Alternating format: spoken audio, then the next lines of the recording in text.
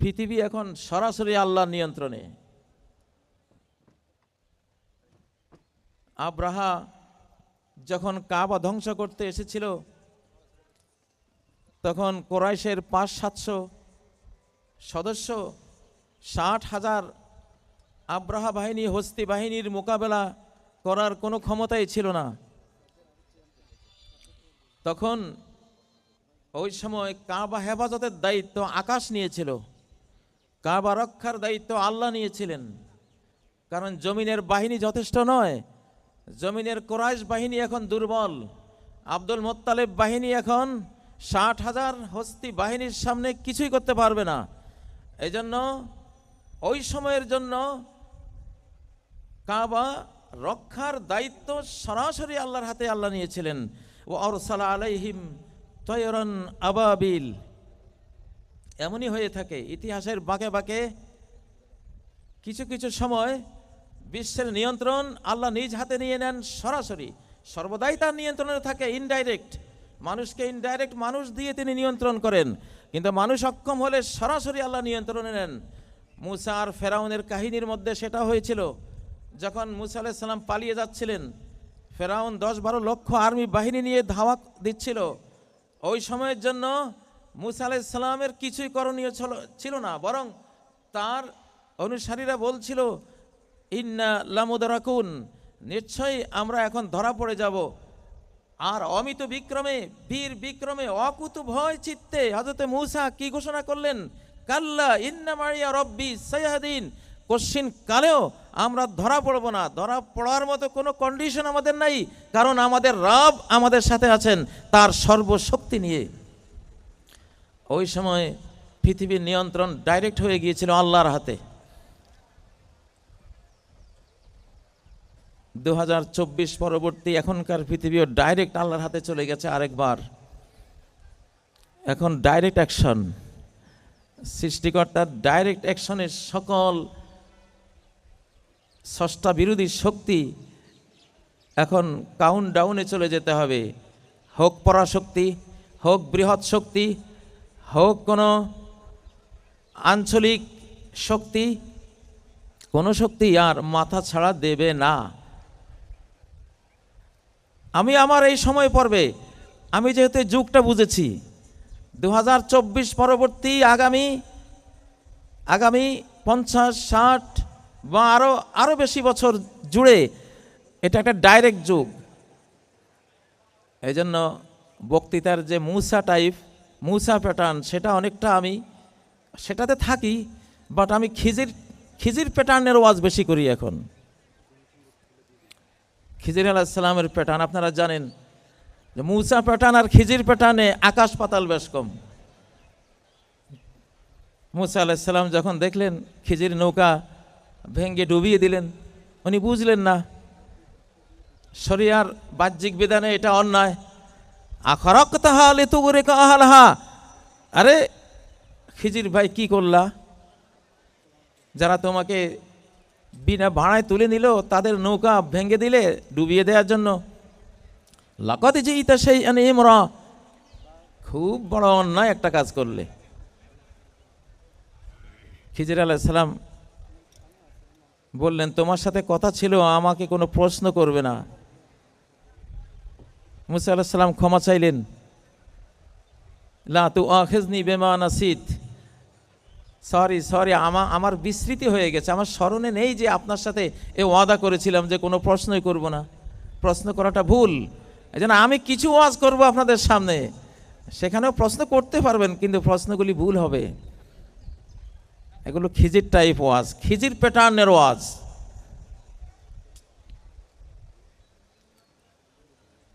এই জন্যই বলছি 1, 2, 3 খিজির আলাইহিস সালামের ঘটনা, নৌকা ভেঙে দেয়া, নিষ্পাপ শিশুকে হত্যা করে ফেলা, তারপর একটা প্রাচীর পড়ে যাচ্ছে, যে গ্রামের লোকেরা একটু মেহমানদারি করলো না এত দুজন মহান ব্যক্তিকে, তাদের ওখানে একটা ভাঙ্গা প্রাচীরকে আবার মেরামত করে দেয়া, তাও বিনা পারিশ্রমিকে। সবই হযরত মুসার প্যাটার্নে, এগুলো একটাও যায় না, একটাও সমীচীন হয় না। কিন্তু খিজির প্যাটার্নে তিনি বুঝিয়ে দিলেন যে এক একটার পেছনে কত বড় যুক্তি, হেকমা এবং কজ রয়েছে। মুসা আলাইহিস সালাম নীরবে সব মেনে নিলেন যে হ্যাঁ তাহলে ঠিক আছে। 2024 পরবর্তী পৃথিবী খিজির প্যাটার্নে ঢুকেছে। এখন অনেক কিছুই ঘটবে, বাহ্যিক কোনো কারণই থাকবে না। সেটা বুঝতে হবে খিজিরের 3টা ঘটনা দিয়ে। যেমন একটা হাদিসে রয়েছে, লা ইয়াখরুজুল মাহদি হাত্তা ইউকতালা সুলুস ওয়া ইয়ামুতা সুলুস ওয়া ইয়াবকা সুলুস। নুআইম ইবনে হাম্মাদের কিতাবুল ফিতানের হাদিস, এক অলৌকিক কিতাব নুআইম ইবনে হাম্মাদের কিতাবুল ফিতান। যেন এই যুগটাকে দেখে দেখে বলছে যে কি হবে। 2024 পরবর্তী পৃথিবীতে 2/3 জনগোষ্ঠী পৃথিবীর হারিয়ে যাবে। প্রায় 550 কোটি মানুষ, 550 কোটি মানুষ খুন হবে আর মৃত্যুর কোলে ঢলে পড়বে, পৃথিবী ছেড়ে চলে যাবে। এটা ঠিক কেমন? যেমন খিজির আলাইহিস সালাম একটা বালক হত্যা করে ফেললেন, আর একটা বালিকার জন্য দোয়া করলেন। এই মা বাবার ঘরে একটা বালিকা জন্ম নেবে, খায়রাম মিনহু যাকাতান ওয়া আকরাবা রহমা, যে সচ্চরিত্রতার দিক থেকে এই নিহত ছেলের চেয়ে উত্তম হবে, এবং মার্সি এবং রহমতের অনেক কাছাকাছি হবে, অনেক ভালো একটা কন্যা সন্তান জন্ম হবে। এই যে একটা বালককে হত্যা করলো এবং বালকের সাথে জড়িয়ে দিলেন একটা কন্যার দোয়াকে। ফারায়েজের মধ্যে নিয়ম আছে, সম্পত্তি বন্টনের মধ্যে নিয়ম আছে। কি নিয়ম? এক ভাই এক বোন থাকলে সেটাকে 3 বোন ধরতে হয় সম্পত্তি বন্টনের জন্য।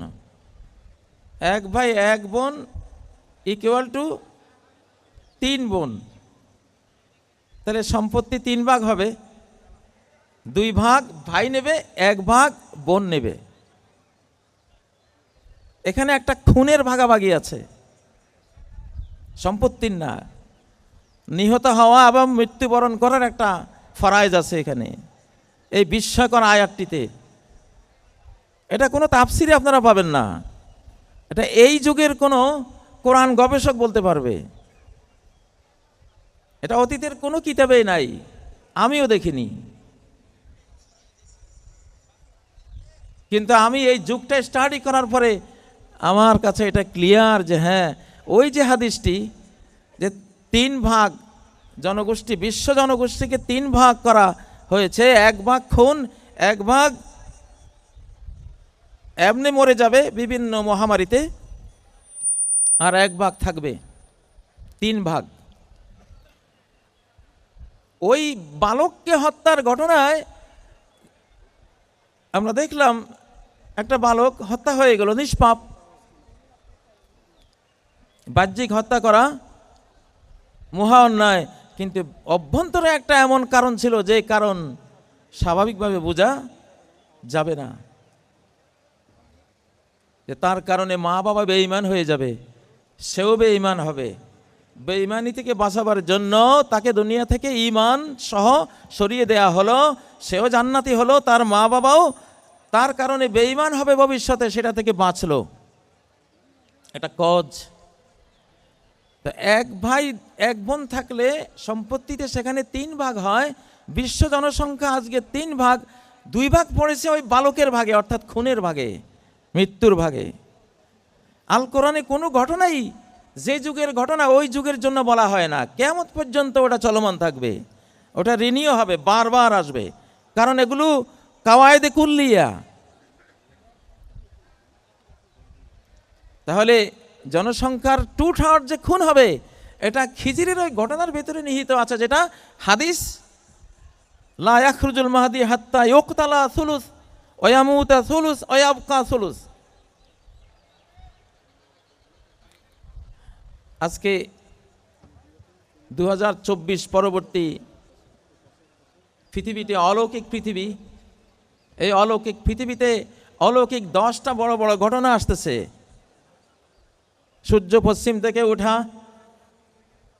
দাজ্জাল যে 1924 থেকে 2024 পর্যন্ত অন্তরালে থেকে সে বিশ্বকে নিয়ন্ত্রণ করেছে।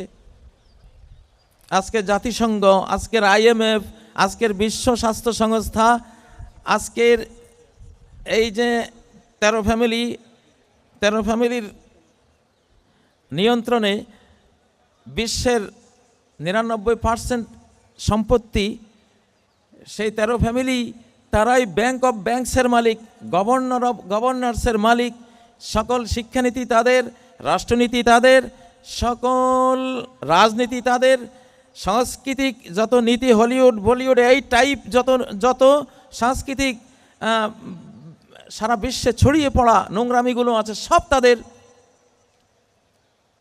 সব কিছুই তো তাদের। এগুলি আসলে দাজ্জালের। দাজ্জাল কোনো এক দ্বীপ থেকে এগুলো নিয়ন্ত্রণ করে।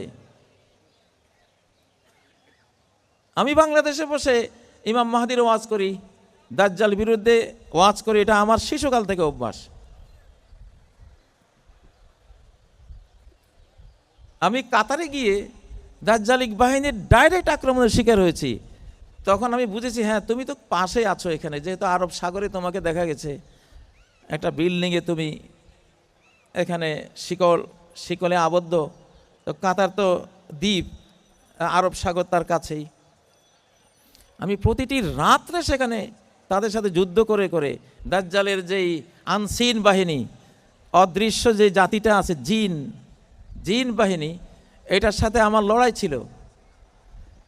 একেবারে যুদ্ধ করেছি প্রতি রাত্রে, ফেস টু ফেস। ফিলিস্তিনের হামাস যেমন বলে যে কার সাথে যুদ্ধ করতেছি, সব ছায়ার বিরুদ্ধে যুদ্ধ করতেছি, সব ছায়া। কারণ ফিলিস্তিনের বাইতুল মুকাদ্দাস মসজিদ তো জিনদের বানানো, সুলাইমান আলাইহিস সালাম সেটা জিনদেরকে দিয়ে তো বানিয়েছেন। তো যে জাতি কোনো কিছু বানায়, মহৎ কিছু বানায়, সে জাতির নেক্সট প্রজন্মের সদস্যরা সেটা ভুলে যায় না। এই জন্য বাইতুল মুকাদ্দাস রক্ষায় জিন বাহিনী, ফেরেশতা বাহিনী, সাথে মানুষ বাহিনী, 3 বাহিনী কিন্তু সেখানে যুদ্ধ করে। এই জন্য ইসরায়েলের বাহিনী বলছে আমরা তো গুলি করি, ছায়াকে গুলি করছি, তো ওদেরকে গুলি করলে লাভ কি, ওটা কিছুই তো হয় না, চাক্ষুষ। তো যাই হোক, 2024 পরবর্তী এই জগৎটা ইসলামের, কোরআনের, এই পৃথিবীটা এখন ইমাম মাহদির, হযরত ঈসা আলাইহিস সালামের, হযরত মুহাম্মদ সাল্লাল্লাহু আলাইহি সাল্লামের, এই পৃথিবী এখন আলিম সমাজের, এই পৃথিবী এখন ইসলামিক ছাত্র সমাজের, এই পৃথিবী এখন কোরআনের, এই পৃথিবী ইসলামের সর্বশেষ বিশ্বায়নের। সম্ভবত আমি গত 1 সপ্তাহ থেকে ওয়াজগুলো করছি, সেই ধারাবাহিকতায় আপনাদেরকেও বললাম। এখন আর কোনো ভয় নাই। যে মাথা ছাড়া দিয়ে উঠবে, আকাশ গাইডেড আক্রমণে তার মাথা ভেঙে যাবে। 2024-এর 5ই আগস্ট পরবর্তী 136 বারের বেশি বাংলাদেশ দখলের চেষ্টা করা হয়েছিল, কিন্তু অজানা কারণে মার খেয়েছে। সময় পাল্টে গেছে। আনেক্স কিনা একটা শব্দ বলছিল জয়শঙ্কর, ইংরেজি একটা শব্দ কিনা, মানে বাংলা বললে অপ্রত্যাশিত সিচুয়েশন, দুর্বোধ্য পরিস্থিতি আসতে পারে। বাংলাদেশ আক্রমণের একবার চেষ্টা হয়েছিল পশ্চিমবঙ্গ হয়ে, কিন্তু সেখানে দেখা গেল মমতার এমন এক সমস্যা হলো, সেই সমস্যায় আক্রমণ ভেস্তে গেল। ত্রিপুরা দিয়ে আবার বাংলাদেশ আক্রমণের একটা চিন্তা হয়েছিল, আকাশ থেকে 80 বছরে এমন বন্যা আসে নাই, এমন ধরনের এক বন্যা দিয়ে সেটা রুখে দেওয়া হলো। আমি আসলে রমজানের আলোচনায় করছি, আমার এই আলোচনাগুলো একেবারে রমজানের আলোচনা।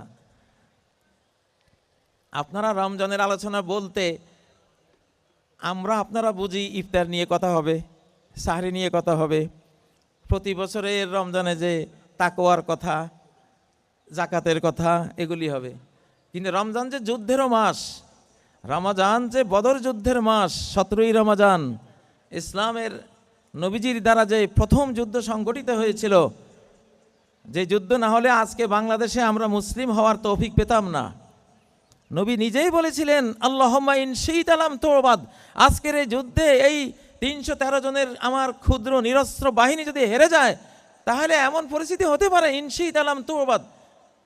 সহিহ বুখারীর যুদ্ধ অধ্যায়ে, যে হে আল্লাহ, তুমি চাইলে আর তোমার ইবাদত বন্দেগী আর পৃথিবীতে চলবে না, কারণ আমরা 313 জন, ঘোড়া নেই, উট নেই, তলোয়ার কি আছে কয়টা ভাঙ্গাচোরা, এগুলি দিয়ে এই বিশাল সশস্ত্র 1000 ট্রেন বাহিনীর বিরুদ্ধে লড়বো কি করে? তুমি যদি জয় না দাও, তুমি যদি যুদ্ধে পার্ট না নাও, তাহলে আর তোমার ইবাদত হবে না। সেই যুদ্ধ তো এই রমজানে হয়েছিল। মক্কা বিজয়ের যুদ্ধটাও তো ইন্না ফাতাহনা লাকা ফাতাহাম মুবিনা, সেই যুদ্ধটাও তো এই রমজানেই হয়েছিল। এই জন্য আমার আজকের রমজানের আলোচনা হবে যুদ্ধের মোড়কে, যুদ্ধের আবহে, কারণ এটা গাজওয়ায়ে হিন্দের সেই আবহ। এখন আমরা হিন্দুস্তান বিরোধী যোদ্ধা, ওপেন ডিক্লার। কিছু করতে পারলে করো তোমরা। প্রতিবেশীদের বলছি, তোমাদের টাইম নাই। 53 বছর জ্বলেছি, পুড়েছি, ছাই ভস্ম হয়েছি, খুন হয়েছি, ফাঁসিতে ঝুলেছি, দেশান্তরিত হয়েছি, লক্ষ লক্ষ মামলা খেয়েছি। বাংলাদেশকে তোমরা খেয়েছো, এবার আমরা তোমাদেরকে খাবো ইনশাআল্লাহ।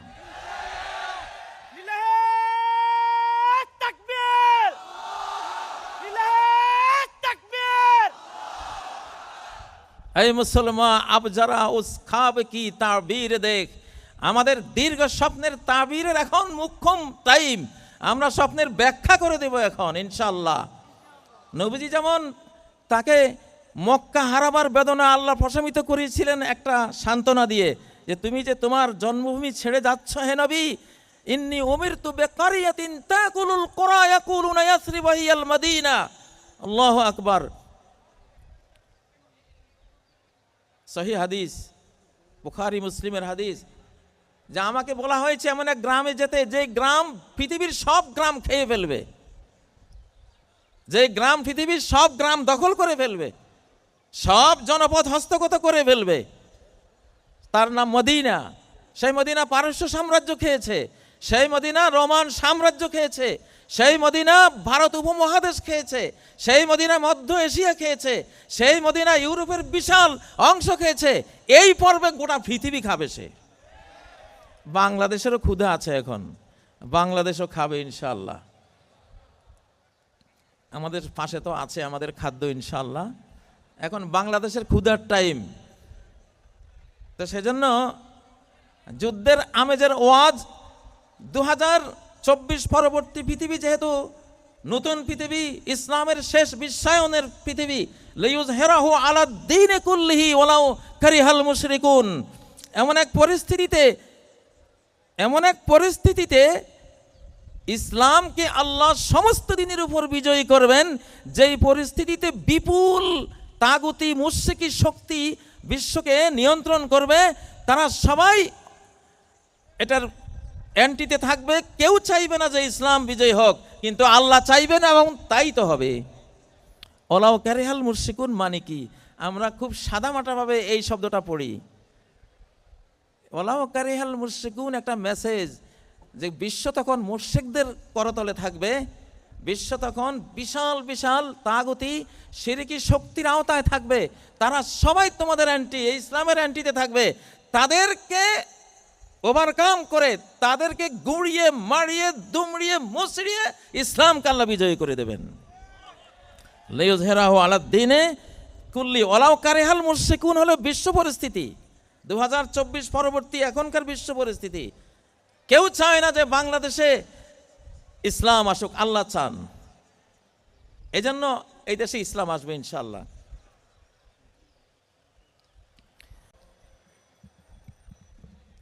সম্মানিত আমার রোজাদার ভাইয়েরা,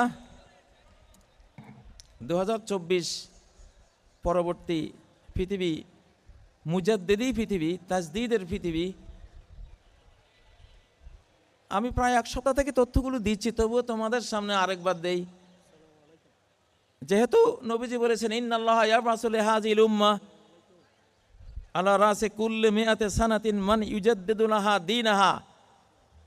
এই উম্মতের প্রতি 100 বছরের মাথায় এমন সব লোকদেরকে আল্লাহ পৃথিবীতে আনবেন, যারা এই উম্মতের জন্য তাদের দিনকে একেবারে টাটকা করে দেবে, তরতাজা নতুন করে দেবে, রিনিউ করে দেবে। টাকা পুরনো হলে যেমন টাকশালে ঢুকিয়ে একবারে কচকচে নোট বানিয়ে হাতে দেয়া হয়, সবাই নেয়। আমার ছোটোকালের অভ্যাস ছিল কচকচে নোট ফেলে খরচ করতাম না, ওটা বালিশের নিচে রেখে দিতাম। পুরানো নোট সব ব্যয় করে দিতাম, নতুন নোট কখনো আমি খরচ করতাম না, রেখে দিতাম, এত সুন্দর লাগতো। এখন তো ইসলাম হয়ে গেছে পুরানো, 500 টাকার পুরনো, 1000 টাকার পুরনো নোট। এই নোট মাছওয়ালার মাছের ময়লা, পান দোকানের পানাতির হাতের ময়লা, আলকাতরা ব্যবসায়ীর আলকাতরার ময়লা, মাটির তেল বিক্রেতার মাটির তেলের ময়লা, গুড় বিক্রেতার গুড়ের ময়লা, সবাই তো ময়লা সবাই টাকাগুলো ধরে, তাই না? শেষ হতে হতে নোটটা এত পুরানো হয়ে যায়, দোকানদারকে দিলে দোকানদার দেখে টেকে বলে যে হুজুর নোটটা একটু পরিবর্তন করে দেন। আরব থেকে ইসলাম বের হওয়ার পরে ভারতীয় ময়লা, ইরানের ময়লা, ইরাকের ময়লা, তুরস্কের ময়লা, আমাদের এইসব দেশের ময়লা, বিভিন্ন ময়লা দিয়ে ধরেছি, তো ইসলামটা পুরনো হয়ে গেছে, কেউ নিতে চায় না। এই জন্যই প্রতি 100 বছরের মাথায় এটাকে নতুন টাকশালে দেওয়া হয়। আল্লাহর একদল তাজদীদকারী অফিসার, ধর্মীয় জ্ঞান সম্পন্ন, তারা এটাকে নতুন করে দেয়, পৃথিবী আবার নেয়। তো 100 বছর পরে 1924 থেকে 1924 সালে তুরস্কের ইসলামী খেলাফত হারাবার পরে 2021-এ আরবি 100 বছর পূর্ণ হয়েছে, তখন আল্লাহ আফগানিস্তানে ইসলামকে দিয়ে দিয়েছেন, রিনিউ হয়ে গেছে ওখানে। 1924 পরবর্তী 2024-এ ইংরেজি 100 বছর, সৌরবর্ষের 100 বছর পূর্ণ হয়েছে, ওই সময় আবার বাংলাদেশে দিয়েছেন আল্লাহ ইসলামকে নতুন করে, আলহামদুলিল্লাহ। এখন আমরা এইবার আমাদের সংবিধান কোরআন হতে হবে, কোরআন হতেই হবে, না হলে ওই 550 কোটি যে খুন হবে, খুনের আওতায় আমরা পড়ে যাব, নির্ঘাত পড়ে যাব।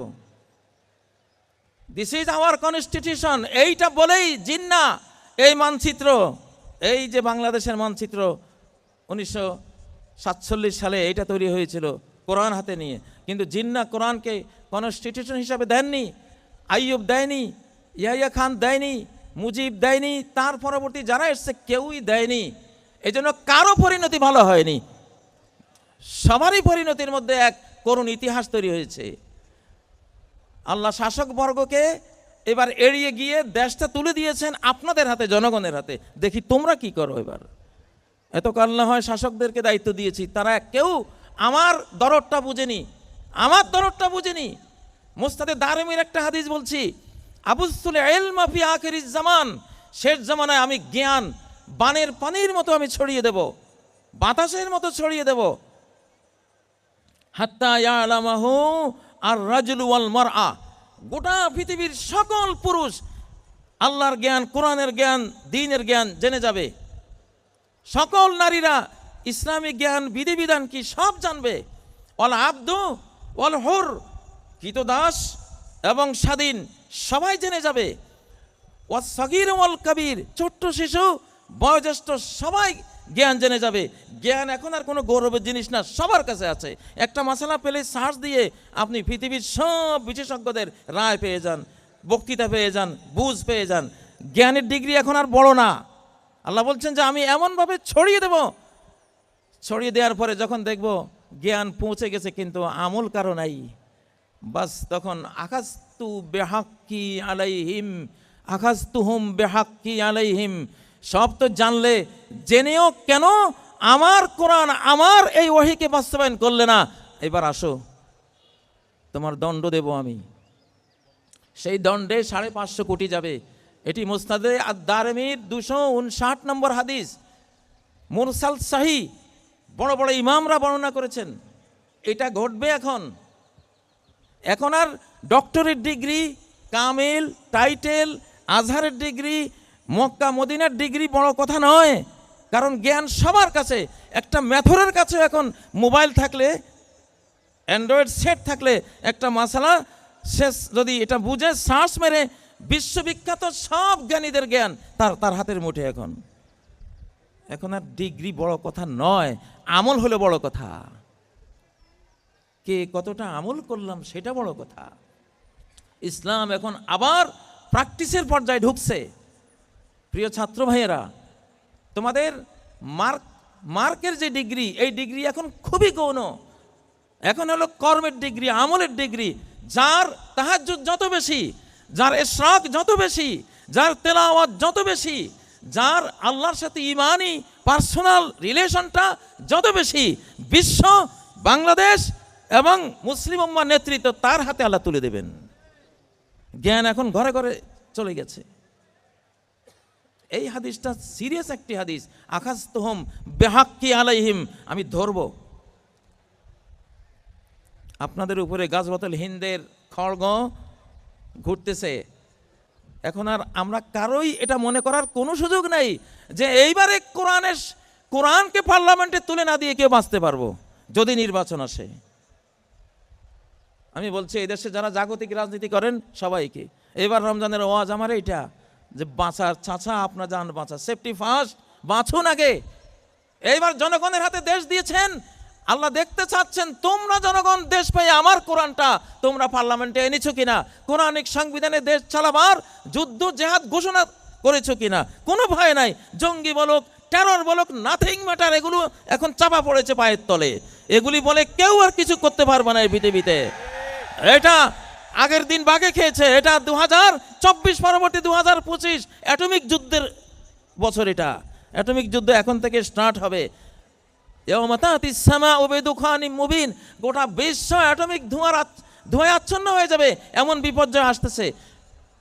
যারা বাঁচবে শুধু তারাই বাঁচবে। আনজাইনাল্লাযীনা ইয়ানহাউনা আনিস সু, যারা মন্দ থেকে, শিরিক থেকে, কুফরি, নেফাকি, ষষ্ঠাদ্রোহিতা থেকে নিষেধাজ্ঞা দেবে, বেহায়াপনা বেলাল্লাপনা থেকে নিষেধাজ্ঞা দেবে, তারা বাঁচবে। বাকিরা ওই আক্রমণের শিকার হয়ে পৃথিবী ছেড়ে চলে যাবে।